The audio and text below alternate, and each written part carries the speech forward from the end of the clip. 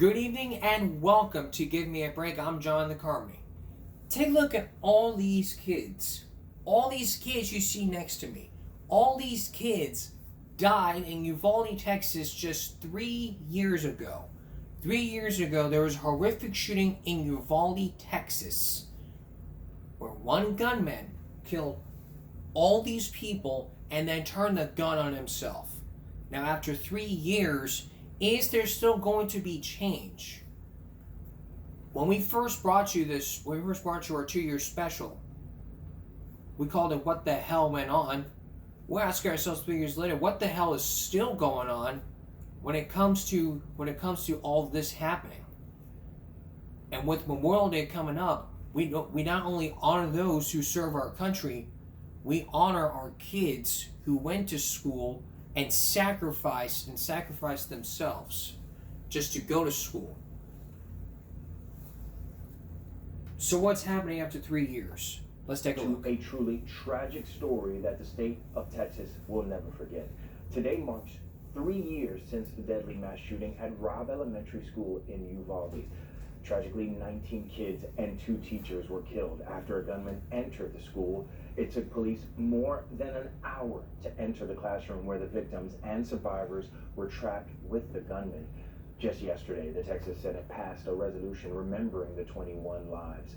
Senator Roland Gutierrez, I should say, who represents Uvalde, read the names of the victims. He spoke about the mark the tragedy has left on him after witnessing its aftermath and getting to know the victims' families. Everything about that day 3 years ago, it haunts me every day.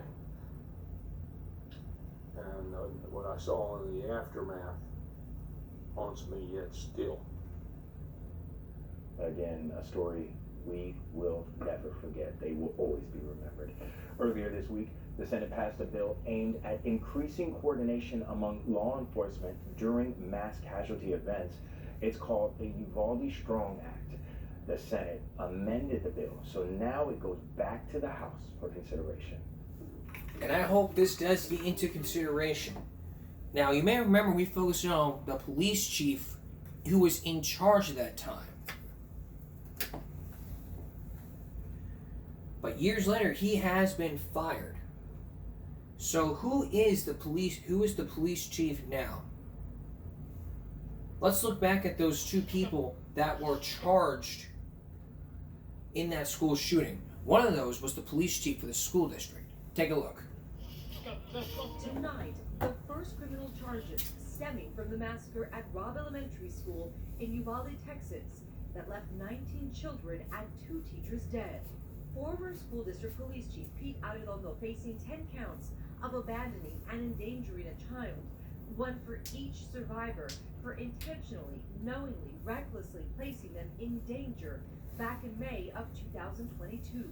Shots fired! Get inside! For 77 agonizing minutes, teachers and students waited for help, while Arredondo, seen here outside the classroom, and other officers swarmed the halls, but delayed breaching that classroom where an 18-year-old gunman was hunting and shooting children. Students calling 911, begging for help. Please hurry. There's one dead body. Court documents saying after being advised that a child or children were injured in a class, Arredondo failed to respond as trained to an active shooter incident. Also charged tonight, former officer Adrian Gonzalez, one of the first inside the school. There were failures of God. Uvalde families, including the parents of 10-year-old Tess Mata, still haunted by those police failures. I just want them to every day remember Tess's name. I want them to look at her face every single day and realize what they didn't do was protect my daughter. They didn't protect her friends and her 2 teachers. I want them to live with that for the rest of their lives.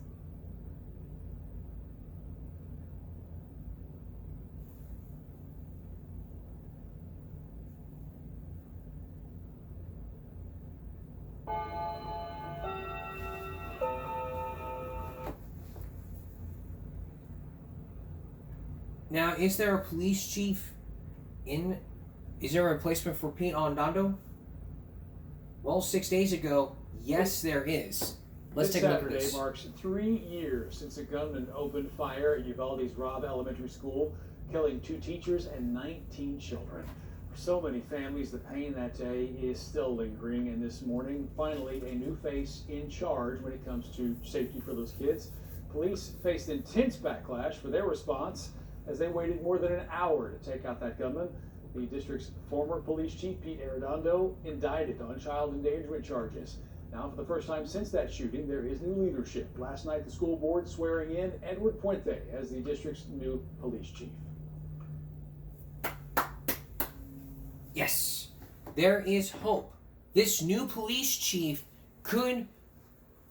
is taking his place. Could there be more hope? And could he do what he couldn't do in the near future if another school shooting happens? Yes. Training.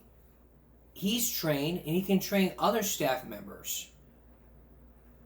And on our next Give Me a Break Second Look, we're going to have Pete Arredondo's first exclusive interview with CNN. For the very first time, you'll get to hear his side of the story. That's coming up on Give Me a Break. That's coming up on our second look as we start our finale week, which is this week. Next, we first told you about a student who was suspended for complaining about an American flag. We've shown you video. We've even told you his side of the story. Now there's some big news. Now there's some big news, and you'll hear from what the superintendent has to say when we come back. Stay with us. Welcome back. Last month, we brought you the story of a student who was suspended for complaining about a classroom not having an American flag. We told you about a guy named Pete who went to the school board asking why. He said he went to the principal. They said they will look into it, but they didn't. So he went all the way to the school board just to ask, and in the end, it led to him being arrested and him getting suspended and not being allowed to go to prom. He sued the school district. And now we can report things are coming to a change. What are those changes? And what's the update on that lawsuit? Here's Chris Papps. I just got the French cuffs on the side. Senior prom 2025. Boy, we could match. Yeah, I wish. An experienced Towson High School senior Parker Jensen thought he would miss. Very excited to be here. That's actually cute. Yeah, As far as going to prom, how important was that for you? very important. You only get one. It was just last month when Project Baltimore broke the news that Jensen, a Marine hopeful, was suspended from school for 7 days after he went to the Baltimore County Public Schools headquarters Hi, how are you doing? to ask why some classrooms at Towson High School were missing American flags. According to state law and BCPS board policy, all classrooms must contain the flag. 3 cop cars. 3 cop cars for a kid. As a result of that suspension, Jensen was barred from attending his prom and his own high school graduation. You're actually suspended from the school. He's to be removed from the campus. But after Project Baltimore first interviewed Jensen, he hired an attorney and sued BCPS, claiming the district violated his constitutional rights by suspending him without cause. And now, just weeks later, Yes, sir. Jensen and Baltimore County Public Schools say Yes, sir. they have reached a settlement agreement. Yep. That was fast. Yeah.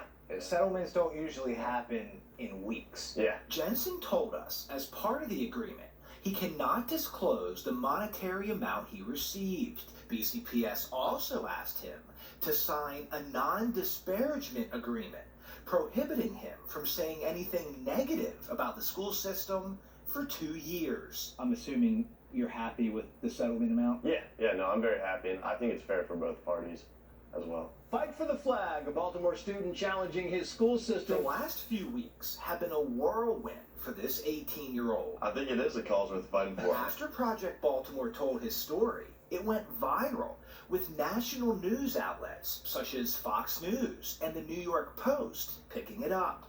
Just this post on the social media platform X got 1.3 million views. Did you expect that? No, honestly, no. I thought that would be our interview and then it would just be local people. It's definitely added a lot of craziness. More good than bad, I'd say. With all the attention, Jensen says he's heard from friends and family offering support. Maryland State Delegate Stuart Schmidt honored Jensen with this official citation from the Maryland General Assembly thanking him for his patriotism. On June 27th, he'll receive the Young Patriot of the Year award from the Baltimore City Republican Party. It's been really crazy. Jensen was even contacted by current and former U.S. Marines, who he did not previously know. It's been very uplifting to know that I have support from people in the armed forces. But Jensen's story isn't quite over because someone at district headquarters made a decision to suspend him. And that decision cost you, the taxpayers, money. Again, we don't know how much money. Jensen can't tell us. But has anyone at BCPS been held accountable? The school system is constantly saying it doesn't have enough money. More than 7,000 students will graduate from BCPS this spring. At a recent press event, we asked Superintendent Dr. Marion Rogers if anyone has been held to account. The school system cannot make a comment. The only comment I can make is that the matter has been resolved amongst both parties. But has anyone been held accountable is what I'm asking. I wouldn't be able to comment further on personnel matters or other details. I mean, it's just a yes or no. Has someone been held accountable? We're gonna go back here. Okay, thanks. So that's probably why he's wearing it, to be a little more patriotic. Exactly. In August, Jensen reports for Marine Boot Camp. The whole reason I went into this was about the flag. Felt like it was kind of a staple to wear today because this is a special night. There you go. Oh, It's that's good. cute. Yeah. A night that marks the end of a journey It should be a fun night. that almost didn't happen. It's the end of the first chapter. So definitely gonna see more of me somewhere. Jensen also received a scholarship from the American Legion Post 174 out of Timonium. The scholarship recognizes graduating seniors who are enlisting in the military. He was then invited to participate in Flag Day ceremonies with the American Legion on June 14th. I'm Chris Pabst, and this is Project Baltimore. That is a happy ending. So we're proud for Parker for standing up for patriotism. And as we honor those who have fallen, we can remember one day, one person who stood up for everybody who's ever served in this country. And we can also honor someone who stands up for our community, stands up for our school, and even stands up for all flags in the classroom. So if your classroom does not have a flag, start asking questions. And you too can be like this person. If I can get in touch with him and he can be our Give Me a Break guest.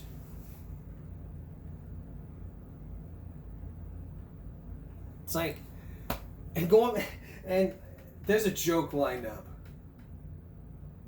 Taxpayers' money. Again, we don't know how much money. Jensen can't tell us. But has anyone at BCPS been held accountable? The school system is constantly saying it doesn't have enough money. Unless Land, you got some dishes? Because the school does not have enough money. Make him do some dishes. You gonna go out there and wash some dishes? You think it's funny? You think it's funny to be suspending a student who cares about his patriotism? It's not funny.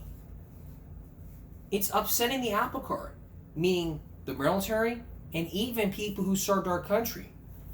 My dad went to Vietnam and he served our country. That does not mean you get to sit there and say, hey, we get that people are serving their patriotism, but we can't have that in our schools. So what does that tell you? That tells you nobody wants it ever happening again.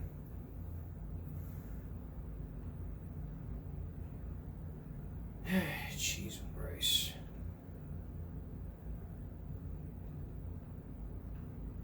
Coming up, we're going to talk to you about a bill that passed requiring the Ten Commandments in the public schools.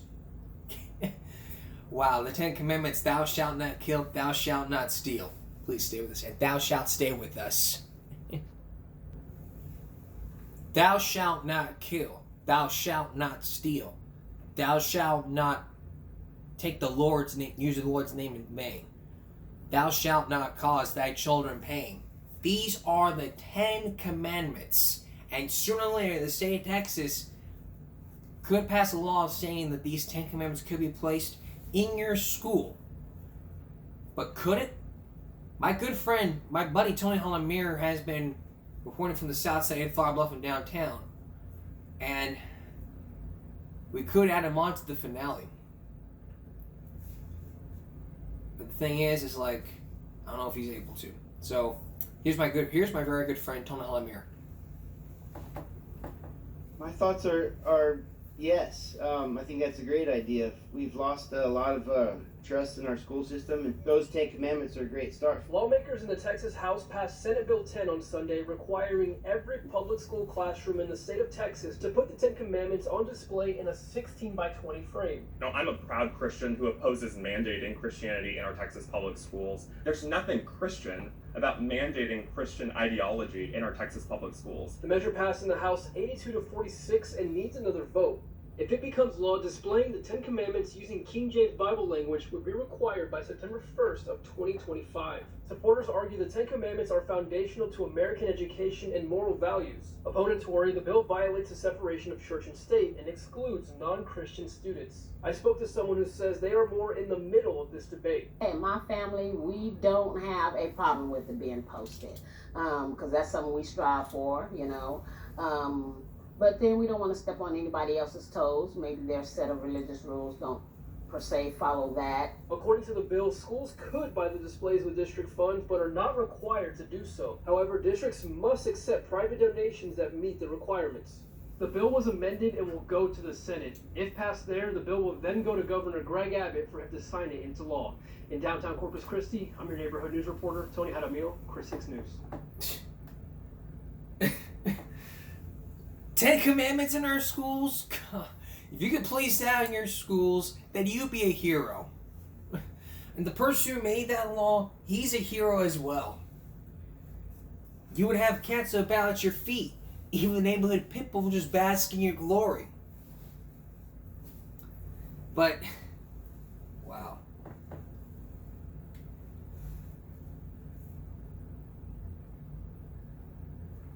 Alright. Now we move on to Asian American journalists. As we honor the people who served our country, we're also honoring the Asian American journalists. We honor those journalists who report the story, who not only report the story, but tell us the story. We're approaching the end of Asian American Pacific Islander Heritage Month. And there's one person from Channel 6, which you'll meet tonight. And what she is doing is honoring that heritage. Her name, Michelle Lorenzo Hoffman, married to Brian Hoffman. Take a look. Nobody around me, no coworkers have been Asian American in any of the newsrooms that I've worked in. Across town, Jane Gregario can relate. For her, it's a reminder visibility matters, especially in journalism. I'm happy to be to have a seat at the table, to be able to do a type of profession that maybe it's not a majority here in this part of Texas, and so I feel honored. Just 3% of local TV journalists are Asian American. The AAPI community makes up 7% of the U.S. population, and Texas has the third largest AAPI population in the country. Those numbers aren't just stats, they shape who gets to tell the stories and how they're told. For Michelle and Jane, heritage quietly shapes the way they work.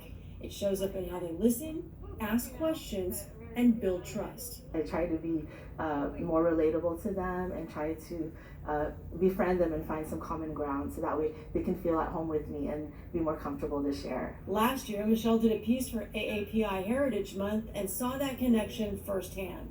She messaged me on Facebook and said, "Can you tell me how you got into journalism? I'm just interested after seeing what you do." That's the kind of impact they're talking about.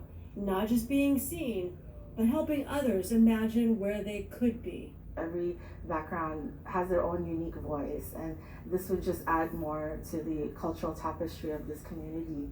Because in news and in life, representation isn't just about filling a quota. It's about reflecting the world as it really is. But being able to do those stories that we did last year, I really saw that representation matters, especially in our younger generation. In the younger generation, that's right. And as for reports in the end, it's like I said before, not only are we supporting the people who served our country, we're also supporting the Asian Americans who are not just in journalism, but who live in the state of Texas and other states So, for me, I don't just support. Not only do I support people with disabilities, as well as people with Down syndrome and the autism spectrum disorder, I also support people who are Asian American and are Asian American journalists. I mean, when I first started doing this show 8 years ago, I didn't know how to talk in front of the camera, use a teleprompter. I didn't know how to be scripted. When I first met Helen Hunter Mirror, I thought I was going to be going back to my journalism roots. But music led me to who I am as somebody who's not only on the spectrum, but cares. I tell people from the block, I care about everybody.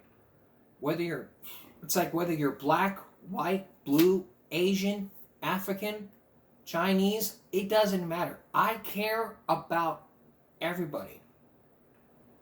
No matter how sweet it can be, no matter how loving I can be, I want y'all to know, I always care. I always care. From the bottom of my heart, I do care. And believe me, now,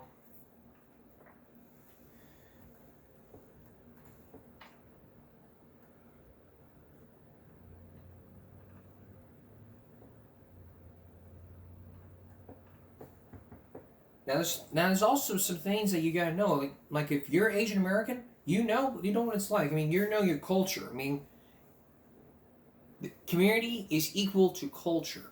Music is community. Culture is our community. The food is our culture. Music is our culture. The whole town is our culture. You can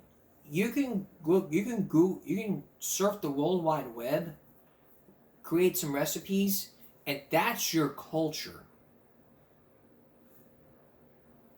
It ain't gonna be like the episode of the Boondocks called The Honest To, where this food is your culture. Then the culture's destroying it. Oh my God. But, if we had to end this month for American Heritage Month for our finale, I would have Michelle Hoffman come on here and tell us all about what it's like doing this. I mean, we may do that on our next season, possibly, and we'll probably have Tony Hamir on our finale, maybe, as a very special guest. I assume. I just won't. I don't. Oh gosh, I'm so psyched. We have a very special treat for y'all coming up on our finale week, and Christopher Reeve, you may know him as Superman, but he inspired everybody to fly after that incident that happened 30 years ago. So, when we come back, I'll look back at Christopher Reeve's accident and a preview of Friday's finale. You may be surprised of what he had to say. There's 2 interviews. One was from Barbara Walters, and the other was from Stone Phillips. Don't go away. 30 years ago, Christopher Reeve died because of his condition. And 30 years ago this year, he had a horse accident. from his spinal cord. Take a look at this. Years later, May Take a look at this footage. 1995, at an equestrian show in Virginia, he broke. See that right there? Let's take another look. Years later, May 1995, at an equestrian show in Virginia, he broke. So this was him on his spine, and the horse was on him. But now, could he? Even warned others of. But now it's all about battling those odds when it comes to survival. Could there be a link? Here's Sarah James. It's a sport requiring skill, practice, guts, and luck. At this show in Devon, Pennsylvania last night, a Grand Prix competition featuring some of the top American riders, there was a lot of talk and quite a few prayers for Christopher Reeve. Today, it seems as if some of those prayers may be answered. His spinal cord is damaged, but in continuity. It has not been cut in half. Dr. John Jane says that Reeve will undergo an operation on Monday to fuse his two upper vertebrae. Reeve was an amateur rider, but even these professionals told us that every ride has a degree of danger. When this horse balked at a jump last night, rider Unjin Moon barely held on. Then, just minutes later, an even worse spill. I think it comes with the territory, and if you're scared to fall, then you shouldn't do this sport. Olympic equestrian Michael Matz, who knows Reeve from the riding circuit, knows the ugly side of this beautiful sport. He has broken his jaw, ankle, and collarbone, but says Reeve's fall is every rider's nightmare. You're an Olympic rider, but this could happen even to you? I do this for a living, and it can happen to any time. It can happen to the best of riders. It's just an accident that happened. Every year in the U.S., some 10,000 people suffer spinal cord injuries, most the result of traffic accidents and gunshot wounds. Sporting events account for just 15% of paralyzing accidents. But when our superheroes fall, we take notice. There was jockey Julie Crone's horrible tumble at Saratoga 2 years ago. A shattered ankle, gashed elbow, bruised heart. And perhaps the most terrifying sight, the New York Jets' Dennis Byrd, paralyzed after this injury in 1992. Remarkably, Byrd recovered and is able to walk today. His doctor, Christian Ragnarsson, says the fact that Reeve is regaining sensation is a good sign. Many of us, I think, are tempted to say when we hear of accidents like this, if it happened to me, I think I just wish that I'd been killed. First, when I started my career, my answer was like everybody else. I'd rather be dead. But knowing the response of virtually all of my patients is that they'd rather fight. Ironically, Christopher Reeve led a campaign for riding safety, for protective helmets, but they don't protect the rider's neck. Michael Matz says riders are trained how to fall. We always try to tell people that if they fall off, never hold on to the horse. If we fall off, try to roll up in a ball and roll away. But sometimes things happen too fast.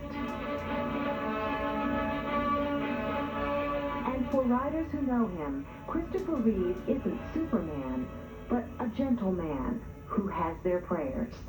We all have to count our blessings and hope for the best for Christopher, and hope he pulls through this. His family remains at his bedside. Christopher's brother, Benjamin. Clearly, this is a difficult time for him and for us, but I can tell you also that it is lighted by moments of grace, and I can tell you that we do remain hopeful. Reeve's doctor says he hopes to perform surgery on the actor early next week. The operation would stabilize Reeve's upper spine, perhaps allow him eventually to sit upright in bed. It would not, however, restore Reeve's ability to breathe on his own. So he has to use a respirator. And 30 years later, he died. So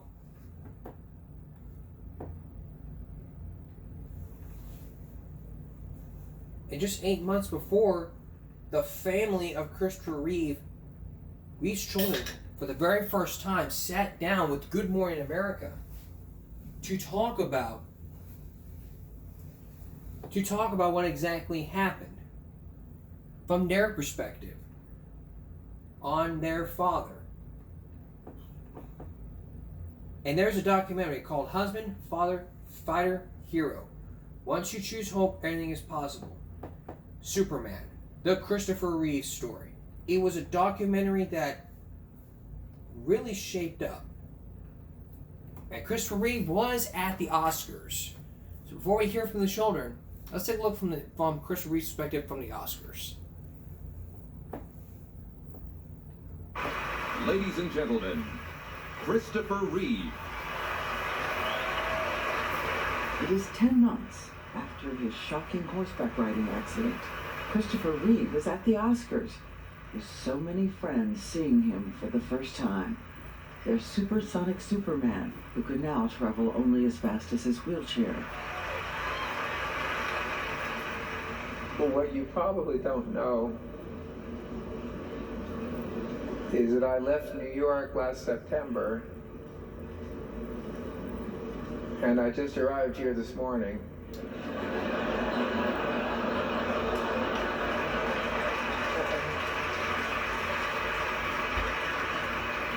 And I'm glad I did,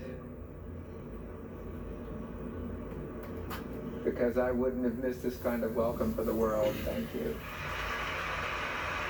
His fellow actors remember how he was once their impossibly handsome 6'4" colleague.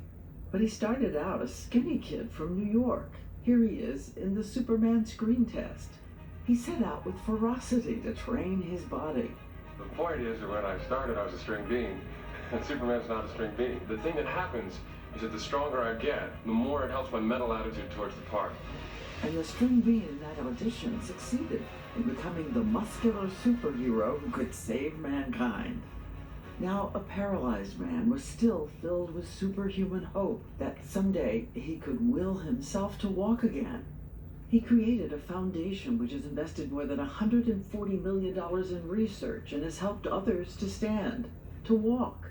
It's all described in the upcoming documentary, Superman. But as the years go by, the miracles he sought for himself never came. His fingers moved slightly, he celebrates. He strains, struggles to make his legs move. And he works so hard to prove to the doctor he can breathe without a ventilator. I was hoping that we'd find some response from the diaphragm when we stimulated the nerve. We didn't. The doctor gives him bad news. I don't understand. Okay, well, thank you. Eventually, surgery will help him breathe on his own a little, at times for hours a day. His older children from a previous relationship, Matthew and Alexandra, would spend hours sitting with him in his office. There were days where he was getting major setbacks. Devastating medical news, or changes on a policy fight that he was fighting and he had lost that battle. And he would let us see the hope and the disappointment and say, today is a really hard day. And then he would say, we're going to go get dinner together, or let's go watch a movie. He would let us see him take that journey back up. Alexandra and I are both parents now. You can understand where that sort of extra level of determination and perseverance would come from. And day after day, he looked for ways to be the dad his little boy needs. Daddy's in his off-road vehicle. My dad taught me how to ride a bike, which is quite remarkable considering he wasn't able to move. How does it feel to be riding your bike, sir? And then, after 9 valiant years, in 2004, Christopher Reeve's body suddenly gives out. He falls into a coma. His wife Dana races to him. She came flying in, and she just yelled, "I love you, I love you," over and over again, making sure he could hear it. She was going to reach him. It was certainly a part of her had just died in that moment as well. And let me get you a cold one. Try one of these. That is the best buffalo wing in the county. You eat buffalo? No. I told him that I loved him, I would do whatever I could to make him proud. And then he was gone. I promised to love, honor, and cherish him till death did us part. Well, I can't do that. Because I will love,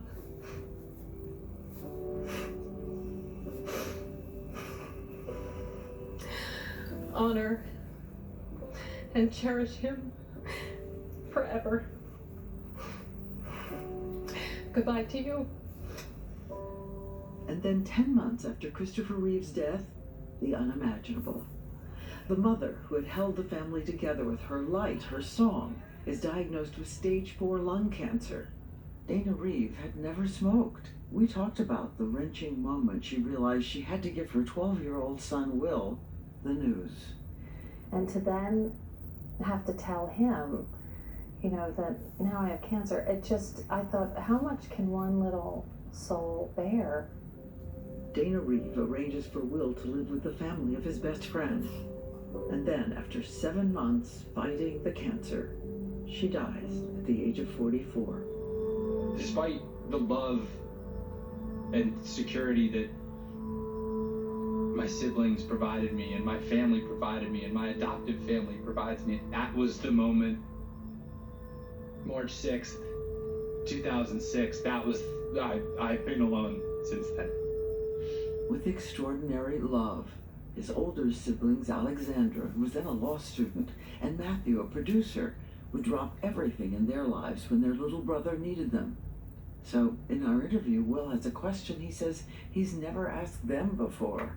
Did you find it difficult did people worry enough about you? That, it wasn't the issue. I don't think I've ever thought about that either. The job at hand was keeping things going, keeping us okay, keeping everyone okay, honoring them in the right way, setting you up for success. I think our greatest focus and front of mind was you, and I'm in awe of both of you, and how you've carried yourself and continue to carry yourself. And, yeah. A family like any other, teaching the rest of us about finding a path through loss to strength and love. Yesterday, you heard the lullaby Dana would sing to the family every night. This Pretty Planet. All through the night, safe till the morning light. Her song for a little boy, now all grown up. Now, as Uncle Will put their kids to bed many times, and that's the song I sing to them. I remember the words. How could you not? There's a universal story in here, and it's not about a famous person in a cape and tights. It's about a family. It's a human story. We had human parents who did superhuman things. And their beautiful children, Matthew Reeve, Alexandra Reeve Gibbons, and our Will Reeve, are here. Wow. Wow. And watching. We're gonna save that for a Wednesday. There's more to them. We're gonna save that for Give 'em a Break Wednesday. We're gonna take another break. We'll be right back. It's time to go inside the mind of a child. What would possess two kids in Jonesboro, Arkansas, to go into school with guns and start shooting people? One is 11. Well, it happened years ago in Jonesboro, Arkansas. There was a school shooting that happened, and two kids opened fire. Now, earlier this season, we focused on the letter. We focused on Bob Dotson's interview with the mother. You may have heard it on the Today Show, and you heard it on Dateline. You heard it first, and you also heard it first on Give Me a Break. But now we're going inside the mind of a child to understand why children are killing children these days. We also focus in on a man by the name of Dr. Ronald Davidson. And each time y'all may wonder, what should be society's thing? Do you put them in prison, put them in juvenile correction centers? Tonight, we're going inside the mind of a child. Here's Ann Curry. 911, where's your emergency? There's been shot at West Hospital School. Do you know if there's only one shot? No, this is several. There's been blood loss. There's lots of blood loss. First, there was shock. You're on the way. You're not bad at this. This is not supposed to happen in a small rural school.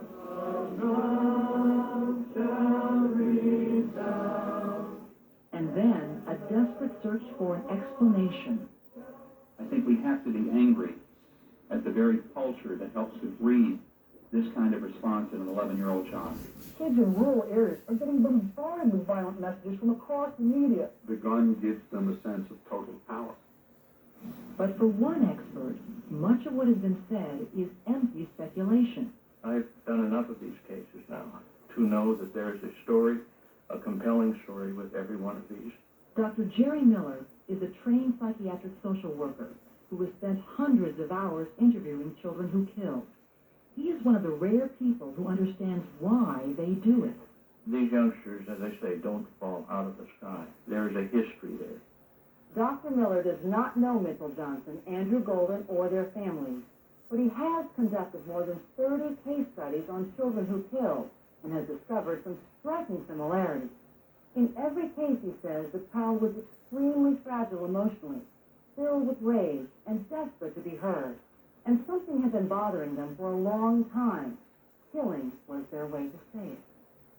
What is the one truth about those kids and their experiences before?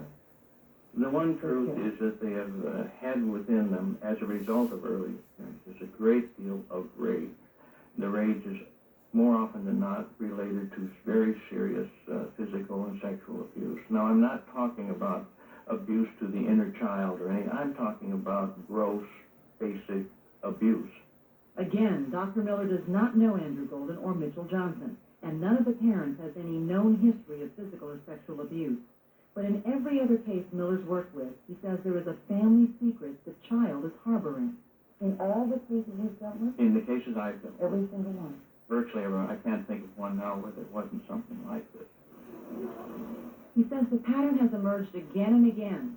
He points to a case he was not involved in, the horrific killing in Liverpool, England in 1993, in which two 10-year-old boys abducted a 2-year-old and then tortured and beat him to death. Miller says only later was it discovered that one of the boys had been sexually abused. And there is another common thread.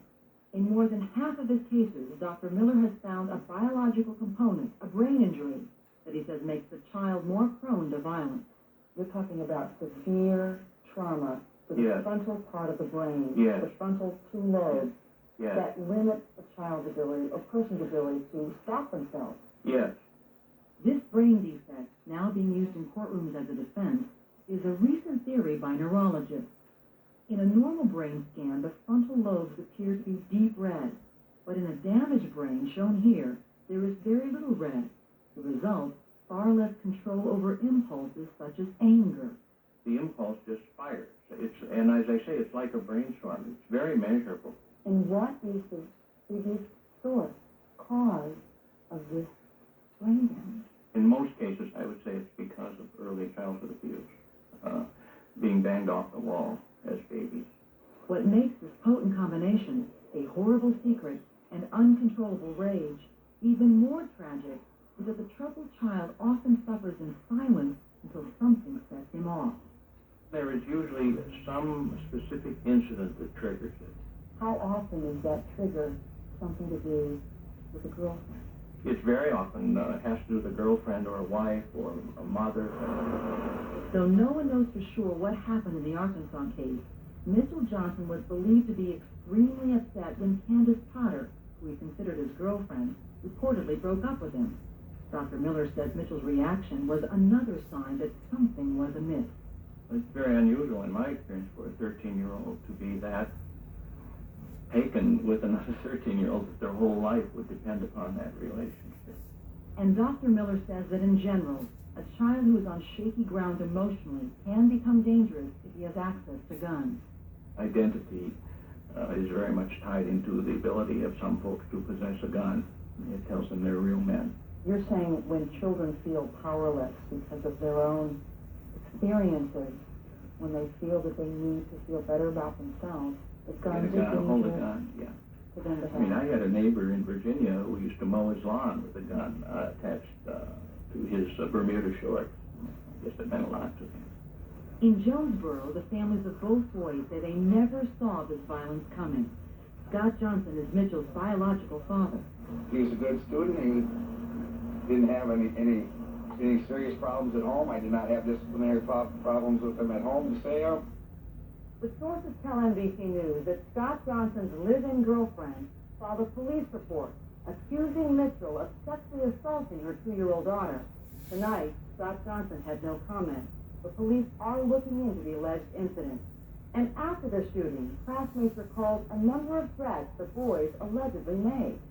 I heard him talking to some girls, and he said that I got a lot of killing to do. I seen Mitch bring knives to school and threaten people that if they ever broke up with him, that he would kill them. Whoever didn't like him or whoever broke up with him, whoever he thought was a snob, he was going to shoot them. Like he was going to bring them the next day and shoot them. Dr. Miller believes that the boys were actually telegraphing their intentions. When these threats come, they are really cries to stop me. You think these boys did not want to do this?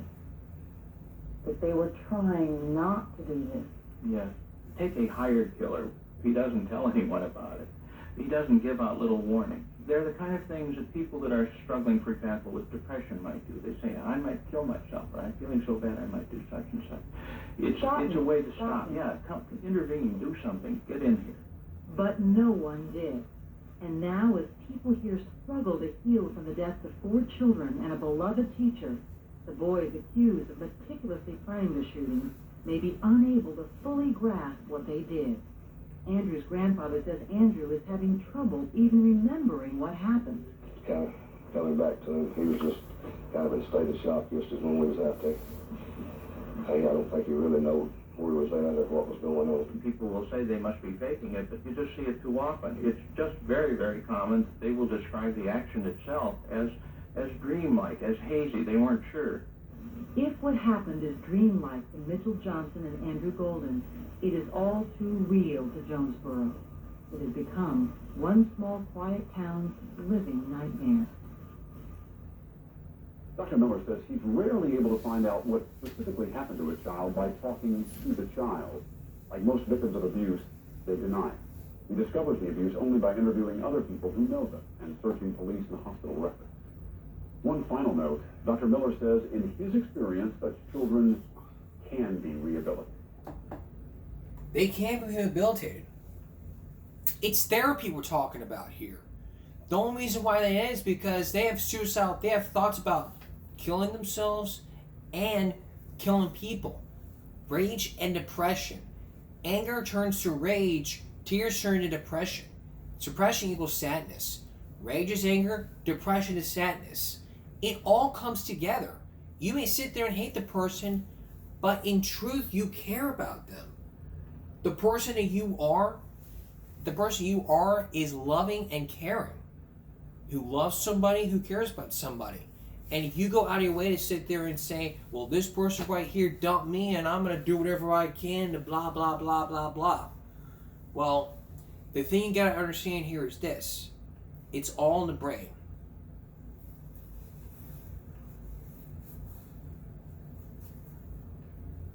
And for these kids, they'll sit there around a juvenile detention center for all they care. But now it's probably not a good time to throw them in a detention center.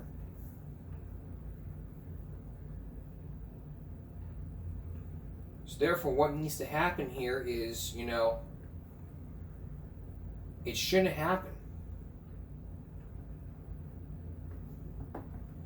It should never have happened to anybody. Nobody should ever kill children. No child should kill another child. Those shooters, Ethan Crumley needs to have his brain looked at. So does that killer.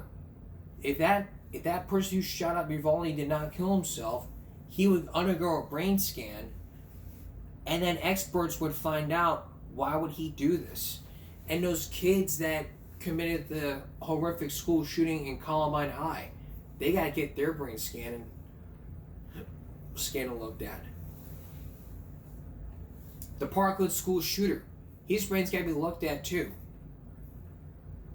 What would possess these kids to go do such horrific things? The answer is rage and depression. Those are the two answers to why all of these. It's not just the video games that kids play that cause all these school shootings. Rage and depression. And I say this to all parents, you need to talk to your children. And if you can, you need to take these games away from your child because they're a bad influence on them. So if your child plays Grand Theft Auto, you need to sit down with them and say, hey, you know, if you shoot somebody, you can hurt them. Because that's how violence in our schools is raging, because all these kids are watching television.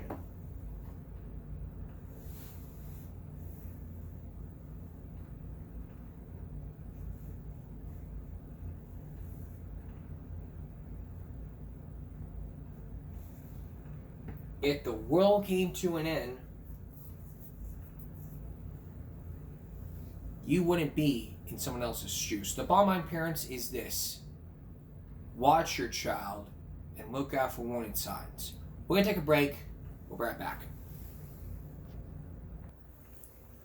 And finally tonight, referring back to the Uvalde going back 3 years, families are wanting some accountability for what happened. How come? Let's take a look. It was one of the deadliest school shootings in U.S. history. 21 lives lost when a gunman opened fire inside Robb Elementary School in Uvalde, Texas. This morning, the city of Uvalde has reached a settlement with the families of those victims. Attorneys for the families confirmed the agreement. The city council approved it yesterday. While the financial details have not been made public, this settlement includes a payout through the city's insurance. But for these families, this wasn't just about money. They also called for stronger police training and new fitness standards for officers. 19 students and 2 teachers were killed that day in Uvalde. All of their families were part of this lawsuit and called for change. Next month marks 3 years since that tragedy. Look, we all want accountability. We want training. That's all parents want these days. But sometimes it couldn't happen because probably not enough resources, If you want to prevent tragedies from happening, you need to be trained. And in the case of Peter, in case of that old police chief, he didn't do his part. All he did was just sat there for over an hour and waited for a response. When he could have just sat there and said, hey, we need to go in there and do something instead of just sitting on our asses.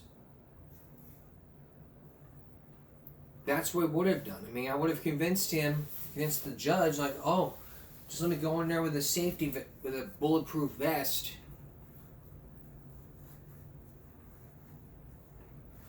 Strapped on, and I'll try to convince him. With all my sleeves.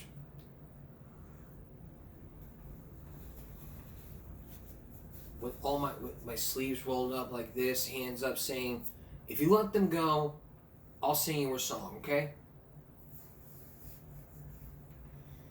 Let them go, and I'll play you a song, okay? Any song you like, okay?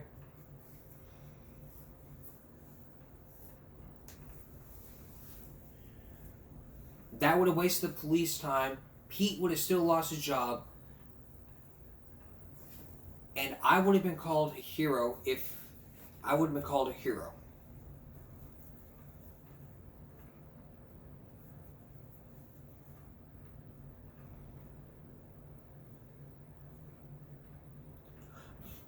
That's if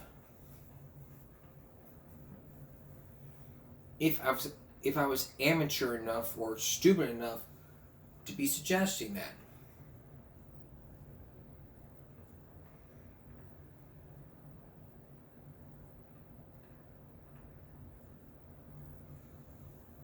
In my case, it wouldn't be.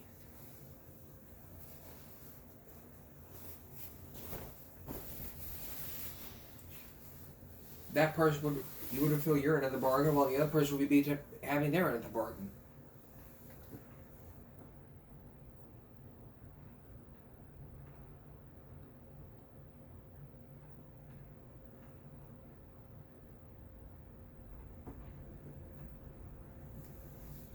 Alright, going back to spending money on my dad's credit card. Parents would be angry. I mean, look at this. This was 3 years ago.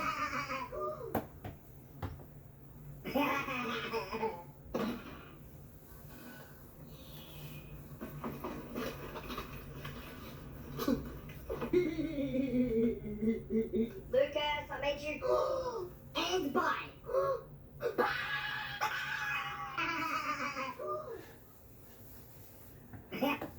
That's... How about this? A 7-year-old steals her mom's credit card. Are you serious? No. How did you get my card?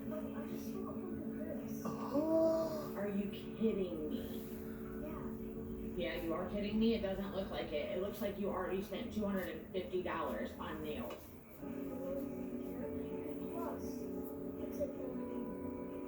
And how much do you think that's gonna be? Amelia, we had a talk, and I told you what would happen if you took my card again, and now I'm gonna have to do it. I'm gonna shut the card off. That's... Yeah, well, then I guess I'm going to an old folks home. I told you before, I was shutting the card off if you did it again. Now it's gonna be shut off. Are you serious, Amelia? If that ever happens to your child just shut off the card. Get a new one. Keep it somewhere where the child won't hit it. Won't find it.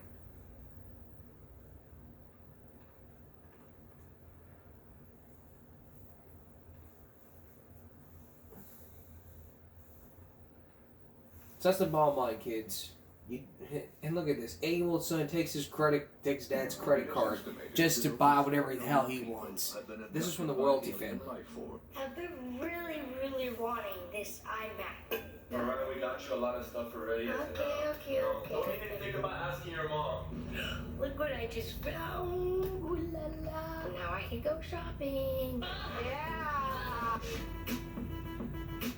Why would you guys take my credit card? No. This is unacceptable. No. And that's what happened. And that's the bottom line here. Don't be spending money on your parents' credit card without permission. If you want to spend money on your parents' credit card, just buy some small something. Get them some food. Like what Zacchaeus did. He stole his mom's credit card just to get food, but it turns out he got it for his mom. Wait, what? No way. Yo, Zacchaeus, how did you get this food? What do you mean you ordered it? You don't even have money. What money? What you mean, yeah, I do? What's in it? What is that? Mommy's credit card? Yeah. Let me order something. No. You're not gonna let me order something? No. All right, I'm about to tell mommy on you. You're about to get in trouble. No, right, so you won't believe it. Zacchaeus ordered food with your credit card. What? Yes, with your credit card. Go tell him. Where is he? He's inside. He just ordered some food. I just caught him some Wendy's too. Yeah. Exactly. What? What you mean? Bro, he used your credit card to get it. But he got my favorite. What? So it's okay? Yes. What?